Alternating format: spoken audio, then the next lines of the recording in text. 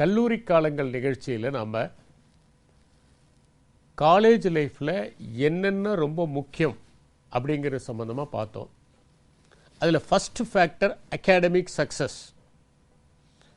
நாம் எந்த நோக்கத்துக்காக கல்லூரிக்கு போனோமோ அந்த நோக்கத்தில் நாம் சிறந்து விளங்கணும். அகாடமிக்காக நம்ம ஸ்ட்ராங்காக இருக்கணும். ஒரு சப்ஜெக்டில் நாம் நிபுணத்துவம் பெற்றிருக்கணும். இது ஃபஸ்ட்டு. ரெண்டாவது, போனோமா நம்ம கையில் ஒரு டிகிரி சர்டிஃபிகேட்டோடு தான் வெளியே வரணும். ஏன் இதை சொல்கிறேன்னா, இன்றைக்கி பெரும்பாலான காம்படிட்டிவ் எக்ஸாமினேஷன்ஸுக்கு டிகிரி இஸ் அ மஸ்ட். அந்த டிகிரி சர்டிஃபிகேட் இருந்தால் தான் you will be competent to write competitive examinations. இன்னொன்று என்னென்னா, டிகிரி உங்களுக்கு என்ன மாதிரியான கான்ஃபிடன்ஸ் கொடுக்கும், இதெல்லாம் பற்றி நம்ம டிஸ்கஸ் பண்ணோம். அதை மறுபடியும் நாம் சொல்ல விரும்பலை. மூன்றாவதாக ரொம்ப முக்கியமானது என்னென்னா, கல்லூரி லைஃப்பில் நீங்கள் லைப்ரரியை மேக்ஸிமம் யூஸ் பண்ணணும். நமக்கு தெரியாத விஷயங்கள் எவ்வளவோ இருக்குது. ஒரு உதாரணத்துக்கு, நம்ம டெய்லி கம்ப்யூட்டரை ஆப்ரேட் பண்ணிகிட்ருக்குறோம். அந்த கம்ப்யூட்டரில் கம்ப்யூட்டர் அப்படிங்கிற டேர்மே என்னென்னா, கேல்குலேட் பண்ணுற ஒரு பர்சனுக்கு தான் முதல்ல யூஸ் பண்ணியிருக்கிறாங்க. இப்போ மவுஸ்னு நம்ம யூஸ் பண்ணுறோம். இந்த மவுஸுங்கிற வார்த்தை எப்படி வந்ததுன்னா, 1960 டக்ளஸ் ஆஞ்சல்பாட் அப்படிங்கிற ஒரு பில் இங்கிலீஷ் அப்படிங்கிறவங்களும் இந்த ஒரு சின்ன ஒரு உடன் டிவைஸில் இதை ஃபிட் பண்ணுறாங்க, அதை ஆப்ரேட் பண்ணக்கூடிய அந்த விஷயத்தை. அப்போ அந்த ஒயர் பின்னாடி வருது, அந்த ஸ்ட்ரக்சரை பார்த்தோன்னே அது ஒரு மவுஸ் மாதிரி இருக்குது அப்படின்னு சொல்லிட்டு மவுஸ்னு சொல்கிறாங்க. அப்படி தான் அந்த மவுஸுங்கிற டேர்ம் ஆரிஜினேட் ஆகுது. நம்ம உலகத்தில் படிக்கிறத கேட்குறத எல்லாத்துக்கு பின்னாடியும் ஒரு சுவாரஸ்யமான தகவல் இருக்குது. எந்த டேர்ம் எடுத்தாலும் அதுக்கு பின்னாடி ஒரு சுவாரஸ்யமான தகவல் இருக்குது. எந்த ஒரு நிகழ்வை எடுத்தாலும் அதுக்கு பின்னாடி ஒரு சுவாரஸ்யமான நிகழ்வுகள் இருக்குது. அதனால் கற்றது கைமண் அளவு, கல்லாதது உலகளவு அப்படிங்கிற பழமொழி முழுக்க முழுக்க உண்மை. அதனால தான் லாங் ஃபெல்லோ சொன்னார், art is long and life is short அப்படின்னு சொன்னார். நம்ம இலக்கியங்களில் கற்றது கைமண் அளவுன்னு மட்டும் சொல்ல, கல்வி கரையில் கற்பவர் நாள் சில அப்படின்னு சொல்லி நம்ம எவ்வளவு கற்றுக்க முடியாது. வாழ்க்கையில் நம்மளுக்கு வாய்க்கப்பட்ட நாட்கள் மிகவும் குறைவு. அது எப்போனா, ஒரு பர்டிகுலர் ஏஜ் அடைஞ்ச பிறகு தான், ஆகா இவ்வளவு நாட்கள் நாம் கற்றுக்கொள்ளாமல் விட்டுவிட்டோமே அப்படிங்கிற எண்ணம் எல்லாருக்கும் வரும். அவ்வளவு விஷயங்கள் இருக்குது. ஆனால் நாம் ஒரு அடிப்படையான விஷயங்களையாவது நம்ம தெரிஞ்சுக்கிறது அவசியம். நம்மளால் முடிஞ்சதை நம்ம தெரிஞ்சுக்கிறதுக்கு அவசியம். இப்போ பள்ளிக்கூடம் அப்படின்னு பார்த்தா, அதில் நம்ம லைப்ரரியை எவ்வளவு யூஸ் பண்ணோம் அப்படிங்கிற ஒரு கேள்வி எழுது. அதில் எப்பயாவது ரேராக நம்ம லைப்ரரிக்கு போயிருப்போம். ஏன்னா நம்முடைய முழு கவனமும் நிறைய மார்க் வாங்கணும், அது மூலம் ஒரு நல்ல காலேஜில் நம்ம போய் சேரணும், விருப்பமான ஒரு காலேஜில் சேரணும், விருப்பமான படிப்பில் சேரணும் அப்படிங்கிறது தான் நம்முடைய முழுக்க முழுக்க கவனமாக இருந்தது. ஆனால் கல்லூரிக்கு வந்துட்டோம், நம்ம விரும்பின கோர்ஸ் நமக்கு கிடச்சிருச்சு, ஒரு ஹையர் எஜுகேஷன் நம்ம அடைஞ்சிட்டோம். இப்போ நாம் நம்முடைய பொது அறிவை விரிவுபடுத்தி கொள்ள வேண்டும். நம்முடைய சப்ஜெக்ட்லேயே நம்ம நிபுணத்துவத்தை பெற வேண்டும். நிறைய ஸ்டூடெண்ட்ஸ் என்னென்னா, இந்த வளாக நேர்காணலுக்கு போகும்போது நல்ல மார்க்ஸ் வாங்கியிருக்கிறவங்கள விட ஓரளவுக்கு மார்க் வாங்கி நல்லா பதில் சொல்கிறவங்க தான் தேர்ந்தெடுக்கப்படுறாங்க. இந்த கேம்பஸ் இன்டர்வியூ நடத்துகிறவங்கள நான் ஒரு முறை சந்தித்து கேட்டேன், நீங்கள் எப்படி தேர்ந்தெடுக்கிறீங்க? ஒரு காலத்தில் எப்படின்னாக்க நல்ல மார்க் இருக்கிறவங்களுக்கெல்லாம் தேர்ந்தெடுத்துருவாங்க. அக்ரிகல்ச்சர் காலேஜ்லேயே 1975 எப்படின்னாக்க படித்து முடிக்கிறதுக்குள்ளேயே வேலை கிடச்சிரும். ஏன்னா கேம்பஸ் இன்டர்வியூலேயே நிறைய பேரை செலக்ட் பண்ணிடுவாங்க. கவர்மெண்ட்லேயே என்ன பண்ணுவாங்கன்னா, அவங்க முடிக்கிறதுக்கு முன்னாடியே போஸ்டிங்ஸ் வந்துடும். அந்த அளவுக்கு அது ஒரு டிமாண்ட் இருந்தது. அந்த கேம்பஸ் இன்டர்வியூ வரவங்களை நான் பார்த்து கேட்கும்போது, எப்படி நீங்கள் தேர்ந்தெடுக்கிறீங்க மாணவர்களை? நிறைய மார்க் வாங்கினவங்களை நீங்கள் தேர்ந்தெடுக்காமல் அதிக மார்க் வாங்காதவங்களை நீங்கள் தேர்ந்தெடுக்கிறீங்களே எப்படி? அவங்க சொன்னாங்க, எங்களை பொறுத்த வரைக்கும் அகாடமிக் பர்ஃபார்மன்ஸை விட நாங்கள் அதிக இம்பார்ட்டன்ஸ் கொடுக்கறது அவங்களுடைய ஓவரால் பர்சனாலிட்டியை பற்றி தான். அவங்களுக்கு லைஃப் ஸ்கில்ஸ் எப்படி இருக்குது, எமோஷனல் இன்டெலிஜென்ஸ் இருக்கா, லீடர்ஷிப் குவாலிட்டிஸ் இருக்கா, கம்யூனிகேஷன் எபிலிட்டிஸ்லாம் இருக்கா, ஒரு ப்ராப்ளத்தை கொடுத்தா அவங்களால சால்வ் பண்ண முடியுதா, இந்த மாதிரியான ஸ்கில்ஸ் இருக்காங்கிறது தான் நாங்கள் செக் பண்ணுறோம். மற்றபடி எங்களுக்கு மார்க்ஸ் பெரிய விஷயம் கிடையாது. ஏன்னா அவங்க ஒன்றும் ஒரு போய் டீச் பண்ண போகிறதில்ல அப்படின்னு. அப்போ அகாடமிக் சக்ஸஸ் முக்கியம்தான், அதில் வாங்குகிற மார்க்கும் முக்கியம்தான். ஆனால் அதே நேரத்தில் நீங்கள் எந்த சப்ஜெக்டை படிச்சிருக்கீங்களோ அதில் விரிவான ஒரு நாலேஜ் இருக்கிறது ரொம்ப ரொம்ப முக்கியம். அப்போ அதை நீங்கள் செழுமைப்படுத்தி கொள்வதற்கு என்ன செய்ய போகிறீர்கள், அதுதான் நம்ம முன்னாடி இருக்கக்கூடிய கேள்வி. அதுக்கு ஒரே ஒரு ஆப்பர்ச்சுனிட்டி என்னன்னா லைப்ரரி தான். ஒரு லைப்ரரினா என்ன அப்படிங்கிறத நம்ம பார்க்கணும். லைப்ரரிங்கிறது வெறும் கலெக்ஷன் ஆஃப் புக்ஸ் மட்டும் கிடையாது. நம்ம வீட்லேயே நிறைய புத்தகம் வாங்கி வச்சுட்டா அது ஒரு காலேஜ் லைப்ரரிக்கோ அல்லது ஒரு பப்ளிக் லைப்ரரிக்கோ ஈக்குவலாக இருக்க முடியுமா? நிச்சயமாக இருக்க முடியாது. ஏன்னு கேட்டிங்கன்னா லைப்ரரியில் இருக்கிறது புக்ஸ் மட்டும் இல்லை. ஒரு சப்ஜெக்ட் எடுத்துட்டிங்கன்னா அதில் தேவையான எல்லா ரெஃபரன்ஸ் மெட்டீரியலையும் நீங்கள் லைப்ரரியில் பார்க்க முடியும். லைப்ரரியில் புக்ஸ் இருக்குது, ஜேர்னல்ஸ் இருக்குது. அது ரொம்ப முக்கியம். ஏன்னா ஜேர்னல்ஸில் தான் ரீசண்டாக வந்த ரிசர்ச் ஆர்டிகல்ஸ் இருக்கும். நிறைய பேர் ரிசர்ச் பண்ணி ஆர்டிகல்ஸ் எழுதுவாங்க. அதெல்லாம் மாதம் மாதம் அல்லது குவார்ட்டர்லியில் ஒரு லீடிங் சயின்டிஃபிக் ஜேர்னல் பப்ளிஷ் பண்ணும். அப்போ லேட்டஸ்ட் டெவலப்மெண்ட்டை நம்ம எதுலேருந்து தெரிஞ்சுக்க முடியும்? ஜேர்னல்லேருந்து தான் தெரிஞ்சுக்க முடியும். இன்றைக்கி ஒருத்தர் ஒரு ரிசர்ச் பண்ணியிருப்பார், ஒரு டிசீஸை பற்றி, ஒரு டிஸார்டரை பற்றி, அல்லது இன்றைக்கி இருக்கக்கூடிய சைக்கலாஜிக்கல் இஷ்யூவை பற்றி ஒன்று அவங்க கண்டுபிடிச்சிருப்பாங்க. அப்போ அதையெல்லாம் நம்ம படிக்கிறதுக்கு லைப்ரரிக்கு தான் போகணும், புத்தகங்கள். ஏன்னா நூற்றுக்கணக்கான ஜேர்னல்ஸிலிருந்து நாம் அறிவை திரட்டுவதற்கான வாய்ப்பு இருக்குது. இப்போ நீங்கள் ஒரு சப்ஜெக்டில் பேச போகிறீங்க ஒரு மேடையில், அது ஒரு புக்கில் படிச்சிங்கன்னா புக்கு எப்படின்னாக்க அது ஒரு அவுடேட்டடாக இருக்கும். 20 வருஷத்துக்கு முன்னாடி ஒன்றை கண்டுபிடிச்சிருப்பாங்க. ஆனால் இப்போ அது எல்லாமே சரியில்லை. இப்போ வேறு மாதிரியாக அதை பற்றிய நிகழ்வுகளை, அதை பற்றிய விஷயங்களை கண்டுபிடிச்சிருப்பாங்க. அப்போ 20 வருஷத்துக்கு முன்னாடி இருந்தது சயின்ஸை பொறுத்த வரைக்கும் அவுடேட்டட். அதனால தான் ஒருத்தர் சொன்னார், சயின்ஸில் இனிமேல் யாரும் புக் எழுத முடியாது, ஒரு கலெக்ஷன் ஆஃப் ஆர்டிகிள்ஸை தான் நீங்கள் பப்ளிஷ் பண்ண முடியும். ஏன்னா அவ்வளவு விரைவாக அது அப்சலேட் ஆகிட்டே இருக்குது, அவுடேட்டட் ஆகிட்டே இருக்குது அப்படின்னு சொன்னார். அதனால் என்னென்னா மேகசின்ஸையும் ஜேர்னல்ஸையும் நீங்கள் படிக்க வேண்டியதாக இருக்கும். நான் ஒரு உதாரணத்துக்கு சொல்கிறேன் பாருங்களேன். பிரெயினை பற்றி நம்ம நிறைய கான்செப்ட்ஸ் வச்சுருந்தோம். ஒரு காலகட்டத்தில் என்ன சொன்னாங்கன்னா, வயசாக வயசாக மூளையில் இருக்கிற நியூரான்ஸு செத்துக்கிட்டே வரும், அதனால் மூளை இன்எஃபெக்டிவாக ஆயிரும் அப்படிங்கிற ஒரு கான்செப்ட். ஆனால் சொஃபஸ்டிகேட்டட் இன்ஸ்ட்ருமெண்ட்ஸ் வந்த பிறகு மூளையை தொடர்ந்து அவங்க செக் பண்ணிக்கிட்டே இருந்தாங்க. அதிகமாக பெண்களுடைய மூளையை அவங்க பரிசோதனை செய்யலை. காரணம் என்னென்னா, பெண்களுக்கு இந்த மென்ஸ்ட்ருவல் சைக்கிள்லாம் இருக்கிறதுனால அவங்க மூடு மாறும், அவங்க பிரெயினை நம்ம ஆராய்ச்சி பண்ணுறது பொருத்தமான முடிவுகளை தராது அப்படின்லாம் நினச்சாங்க.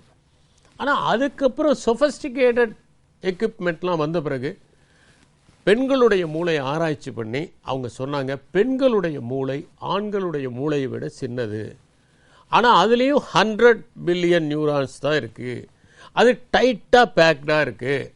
பெண்களுடைய மூளைக்கும் ஆண்களுடைய மூளைக்கும் உள்ள வித்தியாசம் என்னன்னா, பெண்களுடைய மூளையில் அந்த கார்பஸ் கலோசம்ங்கிறது 2 ஹெமிஸ்பியரையும் கனெக்ட் பண்ணக்கூடியது திக்காக இருக்குது. அதனால் அவங்க பார்த்திங்கன்னா ஒரு பேலன்ஸ்டான ஒரு முடிவு எடுக்கக்கூடியவர்களாக இருக்கிறாங்க. ஆண்களுடைய ஹைப்போதாலமஸ் அது பெண்களை விட 2.5 மடங்கு அதிகமாக இருக்குது. அவங்களுடைய அமிக்டிலாங்கிற பகுதி ரொம்ப ஆக்டிவாக இருக்குது. அதனால் ஆண்கள் அதிகமாக உணர்ச்சி வசப்படுவாங்க, இரிட்டேட் ஆவாங்க. இந்த மாதிரி நிறைய விஷயங்களை அவங்களால கண்டுபிடிச்சு சொல்வதற்கான வாய்ப்புகள் வந்தது. இப்போ பார்த்தீங்கன்னா 25-30 வருஷத்துக்கு முன்னாடி பிரெயினில் என்ன ரிசர்ச் பண்ணாங்களோ அது அவுடேட்டட் ஆயிடுச்சு. ஒரு சின்ன எக்ஸாம்பிள் சொல்கிறேன். வயசானவங்களுக்கு நியூரான்ஸ் செத்துக்கிட்டே இருக்கும் அப்படின்னு சொன்னது மாறி போய் இன்றைக்கி என்ன சொல்கிறாங்கன்னா, நியூரோஜெனிசிஸ் அப்படிங்கிறாங்க. நீங்கள் சாப்பிட்ற உணவு. அதனால தான் நான் உணவை பற்றி உங்களுக்கு விரிவாக பேச போகிறேன். எந்த உணவு நல்லது, எப்படி சாப்பிடணும், எந்த உணவை தவிர்க்கணும் அப்படிங்கிறதெல்லாம் பற்றி பேச போகிறேன். ஏன்னா மூளையோட தொடர்புடையது உணவு. நம்ம நினைக்கிற மாதிரி ஏதோ உடம்பு மட்டுமல்ல, மூளைக்கும் உணவுக்கும் நிறைய தொடர்பு இருக்குது. நம்முடைய உணர்ச்சிக்கும் உணவுக்கும் நிறைய தொடர்பு இருக்குது.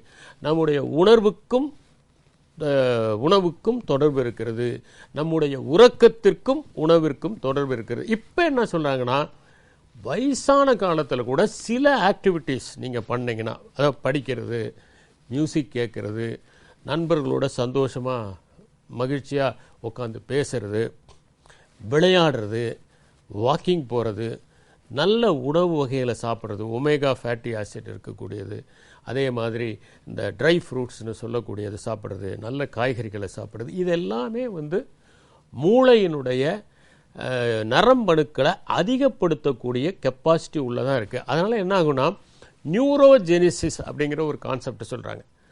நாம் என்ன நினைக்கிறோம், மூளைனா அது ஏதோ ஒரு ஸ்டாட்டிக்கான ஒரு விஷயம். நான் மூளையை பற்றி நிறைய உங்ககிட்ட பேசணும்னு நான் விரும்புகிறேன். அதை விரிவாக பேச போகிறோம், மூளை விஞ்ஞானத்தை பற்றி. ஏன்னா அதை பற்றி நீங்கள் தெரிஞ்சுக்கணும். ஏன்னா நாம் மூளைக்காக நாம் எந்த விதமான சிரத்தையும் எடுத்துக்கிறது இல்லை. உடம்பு அழகாக இருக்கணும்னு நினைக்கிறோம், வலிமையாக இருக்கணும்னு நினைக்கிறோம். ஆனால் யாராவது மூளையை பற்றி கவலைப்பட்டிருக்காங்களா? நான் மூளையை ஸ்ட்ராங்காக ஆக்கிக்கணும், நான் மூளையை திறன் மிகுந்ததாக ஆக்கிக்கணும் அப்படின்னு யாருமே முயற்சி பண்ணதில்லை. உடம்புக்கு செய்கிற பயிற்சி தான் மூளைக்கு செய்கிற பயிற்சியும் கூட.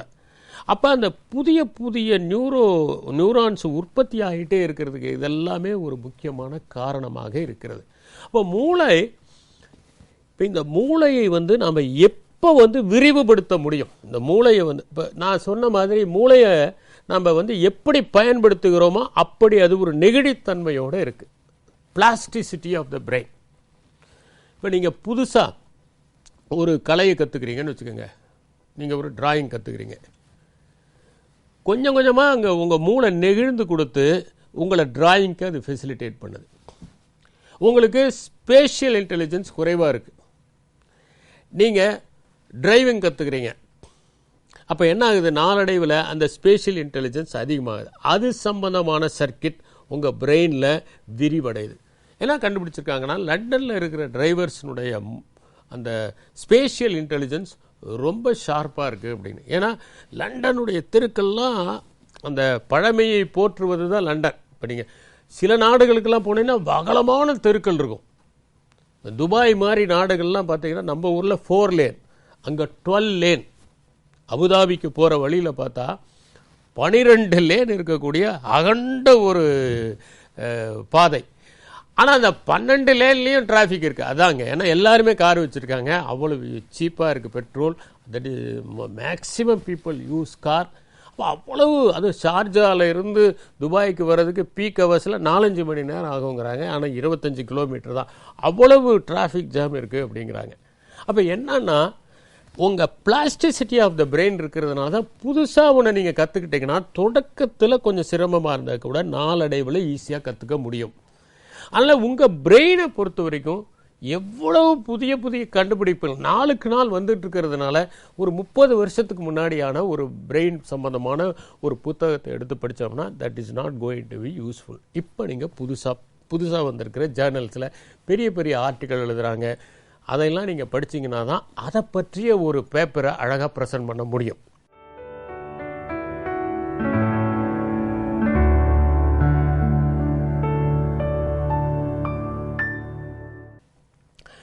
இன்னொன்று, லைப்ரரிங்கிற பிளேஸில் நீங்கள் போனீங்கன்னா ஒரே சப்ஜெக்டில் விதவிதமான புத்தகங்கள் இருக்குது. அவ்வளோ புத்தகங்களை நம்ம விலை கொடுத்து வாங்கவும் முடியாது, அவ்வளோ புத்தகங்களை நாம் திரட்டி ஒரு இடத்துல வைக்கவும் முடியாது. அத்தனை விதமான புத்தகங்கள் அவைலபிளாக இருக்குது. சரி, இத்தனை விதமான புத்தகங்கள் எப்படி படிக்கிறதுனா, எந்த புத்தகம் எதில் சிறந்து விளங்குகிறது அப்படிங்கிறத நம்ம பார்க்கலாம். அந்த தலைப்பில் இருக்கிறதுக்கு அந்த புத்தகத்தை ரெஃபர் பண்ண முடியும். அடிஷ்னல் இன்ஃபர்மேஷனை வேறு ஒன்றிலிருந்து பெற முடியும். ஸோ புக்ஸ் இருக்குது, ஜேர்னல்ஸ் இருக்குது, மேகசின்ஸ் இருக்குது, மேகசின்ஸ் இருக்குது, ஜேர்னல்ஸ் இருக்குது. இதையெல்லாம் தாண்டி ஒரு காலேஜ் லைப்ரரியில் என்ன இருக்கும்னா நிறைய தீசிஸ் இருக்கும். இது வரைக்கும் ஸ்டூடெண்ட்ஸ் சப்மிட் பண்ண எல்லா தீசிஸையுமே வச்சுருப்பாங்க. அப்போ என்னன்னா, ஒரு தீசிஸ் எழுதுறதுனா கூட, அல்லது நீங்கள் எம்ஃபில் இப்போ இல்லை எம்ஏக்கு ஒரு ப்ராஜெக்ட் ஒர்க் பண்ணுறீங்கன்னா அந்த ப்ராஜெக்ட் ஒர்க்கை எப்படி எழுதுறது அப்படிங்கிற ஐடியாவை ஏற்கனவே எழுதின அந்த ப்ராஜெக்ட் ஒர்க்ஸ்லேருந்து நீங்கள் கிரகிச்சிக்க முடியும். அதையும் நீங்கள் ரெஃபர் பண்ண முடியும். இந்த தீசிஸ் எல்லாம் எத்தனை பேர் எடுத்து படிக்கிறாங்கங்கிறது தான் இங்கே கேள்வி. அதனால தான் நான் உங்களை லைப்ரரிக்கு போகணும் அப்படின்னு சொல்கிறேன். ஏன்னா ஒரு தீசிஸில் ஒருத்தர் என்ன பண்ணியிருக்காரு, 100 ரூபாய் வச்சுருக்காரு உள்ளே வச்சுட்டு, ஏன்னா யாராவது எடுத்து படிக்கிறாங்களா பார்க்கலாம், நம்ம தீசிஸை கொண்டு போய் லைப்ரரியில் வச்சுருக்கோம், இதை யாராவது எடுத்து பார்க்குறாங்களான்னு பார்த்துட்டு அவர் ஒரு 100 ரூபா நோட்டை உள்ளே வச்சுட்டார். ஏன்னா சப்போஸ் யாராவது எடுத்து படித்தா அந்த 100 ரூபாவை எடுத்துக்குவாங்க, அடுத்த வருஷம் போய் பார்க்கலான்னு. அடுத்த வருஷம் போய் அந்த தீசிஸை திறந்து பார்த்தா அந்த 100 ரூபா அப்படியே இருந்திருக்கு. யாருமே எடுக்கலை, யாருமே ரெஃபர் பண்ணல. எந்தெந்த டாப்பிக்கில் ரிசர்ச் நடந்திருக்கு, எந்த மாதிரி டாப்பிக்கை சூஸ் பண்ணலாம், இப்படிங்கிற விஷயங்கள்லாம் கூட அந்த தீசிஸில் இருக்கும். இன்னொன்று என்னென்னா என்சைக்ளோபீடியாஸ். இப்போ நம்ம நிறைய என்சைக்ளோபீடியா, விக்கிபீடியா அதெல்லாம் இருக்குது. ஆனால் விக்கிபீடியாவில் இருக்கிற இன்ஃபர்மேஷன் எல்லாமே கரெக்டுன்னு சொல்ல முடியாது. நிறைய டைமில் நம்ம இன்டர்நெட்டில் ரெஃபர் பண்ணுறோம். ஆனால் இன்டர்நெட்டில் ரெஃபர் பண்ணக்கூடிய விஷயங்கள் எல்லாம் உண்மையான விஷயங்களா, சரியான விஷயங்களா, ஆதாரபூர்வமான விஷயங்களா அப்படின்னு பார்த்தோம்னா நிறைய நேரங்களில் தவறான செய்திகளும் இடம்பெறுவதற்கான வாய்ப்புகள் இருக்கின்றன. அதனால் ஸ்டாண்டர்டாக ஒரு இன்ஃபர்மேஷன் வேணும் உன்னை பற்றினா ஒரு என்சைக்ளோபீடியாவை ரெஃபர் பண்ணுறதுக்கு அதை நீங்கள் பயன்படுத்திக்கலாம். ஆக ஒரு லைப்ரரி அப்படின்னு சொன்னால் இத்தனை விதமான மெட்டீரியல்ஸ் நமக்கு அங்கே கிடைக்கிது. லைப்ரரியில் என்ன பண்ணுறாங்க, நீங்கள் போனீங்கன்னா ஒரு 2 கார்டு வச்சுருந்தீங்கன்னா 2 புக்கை எடுத்துகிட்டு வரலாம். அந்த 2 புக்கையும் நிதானமாக வீட்டில் வந்து படிக்க முடியும். சில புக்ஸ் எல்லாம் ரெஃபரன்ஸ் புக்ஸ்னு இருக்கும், அந்த ரெஃபரன்ஸ் புக்ஸை எடுத்துகிட்டு வர முடியாது. உதாரணத்துக்கு என்சைக்ளோபீடியாவை நீங்கள் எடுத்துகிட்டு வர முடியாது. அந்த மாதிரி விஷயங்களை தீசிஸை நீங்கள் எடுத்துகிட்டு வர முடியாது. ஜேர்னல்ஸை நீங்கள் வீட்டுக்கு எடுத்துகிட்டு வர முடியாது. ஜேர்னல்ஸ் தான் ரொம்ப ரொம்ப முக்கியம். நீங்கள் ஹையர் எஜுகேஷன் போனீங்கன்னா, if you want to shine in your higher education then you have to refer to journals.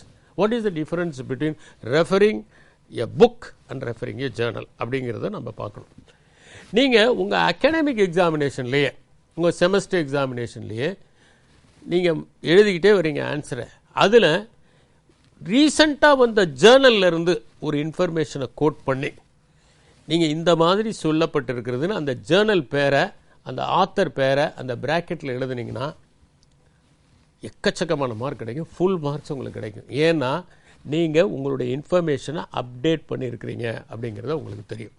அப்போ அகாடமிக் எக்ஸாமினேஷன்லேயே நீங்கள் இந்த ஜேர்னல்ஸை வந்து கோட் பண்ணுறதும் ஜேர்னல்ஸை ரெஃபர் பண்ணுறதும் ரொம்ப ரொம்ப முக்கியம். அப்போ எந்த எக்ஸாமாக இருக்கட்டும், அது நான் எப்போவுமே காம்படிட்டிவ் எக்ஸாமினேஷனுக்கும் அகாடமிக் எக்ஸாமினேஷனுக்கும் இருக்கிற டிஃபரன்ஸை பற்றி சொல்லும்போது என்ன சொல்லுவோன்னா, காம்படிட்டிவ் எக்ஸாமினேஷனில் மற்றவங்களுடைய ஆன்சரை விட உங்களுடைய ஆன்சரை எப்படி டிஃபரன்ஷியேட் பண்ணி காமிக்கிறீங்க, என்ன அடிஷ்னல் பாயிண்ட்ஸ் எழுதியிருக்கிறீங்க, என்ன லேட்டஸ்ட் பாயிண்ட் எழுதியிருக்கிறீங்க அப்படிங்கிறது ரொம்ப முக்கியம் அப்படின்னு நான் சொல்லுவேன்.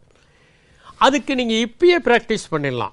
உங்களுடைய ஆன்சர் ப்ரெசன்டேஷனை ஆன்சர் பேப்பரில் எக்ஸாமுக்கு பண்ணும்போது ஜேர்னல்ஸில் இருந்து சிலதை கோட் பண்ணலாம். That will definitely give you more marks. அப்போ நிறைய படிக்கிற, அப்படி வெறும் நாம் கொடுத்ததை மட்டும் படிக்கலை அப்படிங்கிறத புரிஞ்சிக்க முடியும். இப்போ ஒரு ஒரு ஒரு காலேஜில் இருக்கிற கூட ஒரு ஸ்டூடெண்ட்டு எப்படி நோட்ஸை ப்ரிப்பேர் பண்ணணும், இதை பற்றி விரிவாக நம்ம பேச போகிறோம். ஆனால் இப்போ ஒரே ஒரு ஹிண்ட்டு கொடுக்குறேன். என்னென்னா, கிளாஸில் ப்ரொஃபஸர் நடத்துகிறத நீங்கள் நோட்ஸ் எடுக்கணும். ரெண்டாவது, ஸ்டாண்டர்டான டெக்ஸ்ட் புக்கை எப்போவுமே ப்ரிஸ்கிரைப் பண்ணுவாங்க. அந்த ஸ்டாண்டர்டான டெக்ஸ்ட் புக்கில் இருந்து நீங்கள் மெட்டீரியல்ஸை எடுக்கணும். இந்த ஸ்டாண்டர்டான டெக்ஸ்ட் புக்கில் இருக்கிறதையும் உங்களுடைய ப்ரொஃபஸர் கொடுத்ததையும் அலைன் பண்ணணும்.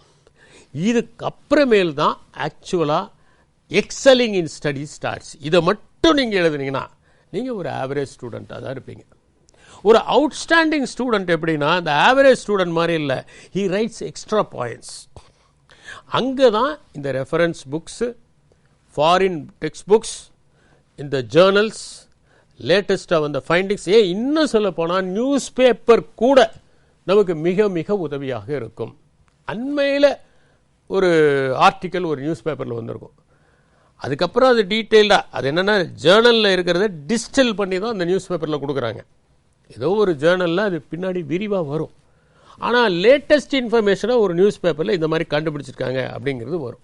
அப்போ அதை எடுத்து நீங்கள் அதில் வரக்கூடியதை கோட் பண்ணலாம். இது மாதிரி கோட் பண்ணும்போது ஒரு நியூ இன்ஃபர்மேஷனை கோட் பண்ணிங்கன்னா அதனுடைய ஆத்தென்டிசிட்டி ரொம்ப ரொம்ப முக்கியம். அதுக்கு தான் என்ன பண்ணோன்னா, எப்போவுமே ப்ராக்கெட்டில் எதில் இருந்து நீங்கள் அதை எடுத்தீங்க, எதில் இருந்து நீங்கள் அதை படிச்சீங்க அப்படிங்கிறத நீங்கள் கோட் பண்ணணும். சில டைமில் ஆத்தரை கோட் பண்ணணும், சில டைமில் மேகசின்ஸ் கோட் பண்ணணும், என்ன இஷ்யூன்னு சொல்லணும்.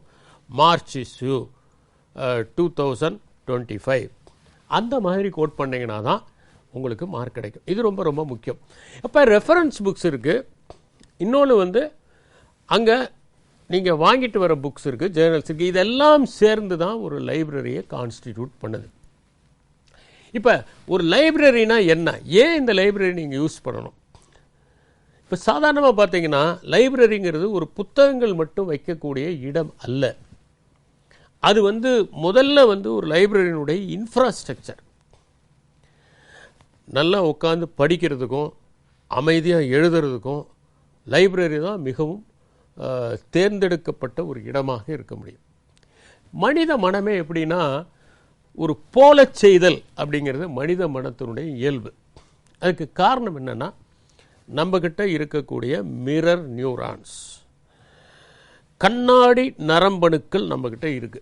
அதனால தான் ஒருத்தர் செய்கிற மாதிரியே நம்மளால் செய்ய முடியும். ஒருத்தர் இப்படி கையை தூக்குனா நாமளும் கையை தூக்க முடியும். இப்படி கையை தூக்குறதுக்கு சாதாரணமாக நடக்கிறது இல்லை, நம்முடைய கண்ணாடி நியூரான்களுடைய விளைவு. இது குரங்குகளுக்கும் இருக்குது, மனிதர்களுக்கும் இருக்குது. குரங்குகளுக்கு இந்த கண்ணாடி நியூரான் இருக்குங்கிறது எவ்வளவு எளிதாக ஒரு கதை மூலம் சொல்லப்பட்டிருக்குங்கிறத நம்ம பார்க்கணும். இந்த குரங்குகள்லாம் குல்லா வியாபாரியினுடைய குல்லாவை எடுத்து தலைமையில் வச்சுக்கிச்சு. ஏன்னா அவர் குல்லா போட்டிருந்ததுனால அவர் வச்சுருந்த குல்லாவெல்லாம் அவர் தூங்கும் போது எடுத்து போட்டுக்கிச்சு. அதுக்கப்புறம் அவர் பார்த்தாரு, அவர் தான் குல்லாவை தூக்கி எறிஞ்சோன்னே எல்லா குரங்கும் குல்லாவை தூக்கி எறிஞ்சிருச்சுன்னு நம்ம படிக்கிறோம். இது ஒரு சாதாரணமான ஒரு கதை அல்ல. இதுக்கு பின்னாடி மிகப்பெரிய அறிவியல் தத்துவம் இருக்குது. என்னன்னா குரங்குகளுக்கும் கண்ணாடி நியூரான்கள் இருக்கின்றன. அதனால தான் அது என்ன பண்ணுதுன்னா ஒரு வாழைப்பழத்தை கொடுத்தா அது நாம் எப்படி உரிச்சு சாப்பிட்றோமோ அந்த மாதிரி உரிச்சு சாப்பிடுவதற்கான ஆற்றலை பெற்றிருக்கிறது. நீங்கள் நாங்கள் ஏற்காடு போகும்போது நிறைய குரங்குகள் அந்த பேரப்பட் வால் மேலே உட்காந்துருக்கிறத பார்க்கலாம். நம்ம மக்களுக்கு என்னென்னா இந்த குரங்குகள்லாம் பார்த்தோன்னா அதை பார்த்து இவங்க சேஷ்டை செய்வாங்க. குரங்கு செய்யாது, இவங்க சேஷ்டை செய்வாங்க. இவங்க முகத்தை எப்படி சேஷ்டை பண்ணுறாங்களோ அதே மாதிரியே அந்த குரங்கு பண்ணும். காரணம் என்னன்னா அதனுடைய மிரர் நியூரான்ஸ். அப்போ அந்த மிரர் நியூரான்ஸ் ரொம்ப முக்கியம். ஏன்னா நம்மளை சுற்றி ஒரு 10 பேர் படித்தாங்கன்னு வச்சுக்கோங்களேன், நம்முடைய கண்ணாடி நியூரான்கள் வேலை செய்யுது, நாமளும் படிக்க ஆரம்பிச்சிடும். ஒரு லைப்ரரிக்கு போய் உட்காந்து படிக்கிறவங்க என்ன பண்ணுவாங்கன்னா அவங்களை அறியாமலேயே ஒரு அமைதியான சூழலில் அனைவரும் படிப்பதை பார்த்து அவர்களும் படிக்க தொடங்குவார்கள். அப்போ படிப்பதற்கான ஒரு சூழல், குறிப்புகள் எடுப்பதற்கான ஒரு சூழல் லைப்ரரியில் கிடைக்குது. ரெண்டாவது, லைப்ரரியில் நான் சொன்ன மாதிரி மெட்டீரியல்ஸ் எல்லாம் இருக்குது. மூணாவது என்னென்னா லைப்ரரியன், அதுதான் ரொம்ப முக்கியம். பல லைப்ரரிஸில் அந்த லைப்ரரியன்ஸ் தொடர்ந்து படிச்சுக்கிட்டே இருப்பாங்க, எக்கச்சக்கமாக படிப்பாங்க. அதாவது அட்லீஸ்ட் அவங்களுக்கு இந்த புக்கில் என்ன சொல்லியிருக்குனாவது தெரியும். ஒரு நல்ல லைப்ரரியனுடைய அடையாளம் என்னென்னா அவங்க படிக்கிறது தான். உதாரணத்துக்கு பார்த்தீங்கன்னா முருகேச பாண்டியன் என்னுடைய நண்பர் ஒருத்தர் ஒரு லைப்ரரியனாக ஒர்க் பண்ணார். அவர் பிஹெச்டி பண்ண ஒரு ப்ரொஃபஸராக போயிருக்கலாம், அவர் லைப்ரரியனாக ஒர்க் பண்ணார். அவர்கிட்ட பேசினோம்னா அவர் கிட்டத்தட்ட எல்லா தமிழ் புத்தகத்தை பற்றி சொல்லுவார். இந்த டாப்பிக்கில் என்னென்ன புக்குன்னா ஒரு 10 புத்தகத்தை சொல்லுவார். அதனால் போகக்கூடிய ஸ்டூடெண்ட்ஸ் இருக்காங்களே, இந்த ஸ்டூடெண்ட்ஸு எந்த புக்கு எடுத்து ரெஃபர் பண்ணலாம், எந்த ஷெல்ஃபில் எந்த புக் இருக்கும், எந்த புக்கு அவங்களுடைய டாப்பிக்கு ஏற்றது அப்படிங்கிறத பற்றி தெளிவாக சொல்கிறதுக்கு இந்த லைப்ரரி ஹெல்ப்ஃபுல்லாக இருப்பார். இத்தனை அட்வான்டேஜஸ் லைப்ரரியில் இருக்குது. அந்த லைப்ரரியை எப்படி பயன்படுத்தி கொள்ள வேண்டும் என்பதை பற்றி நாம் வருகிற எபிசோடில் பார்ப்போம். நன்றி, வணக்கம்.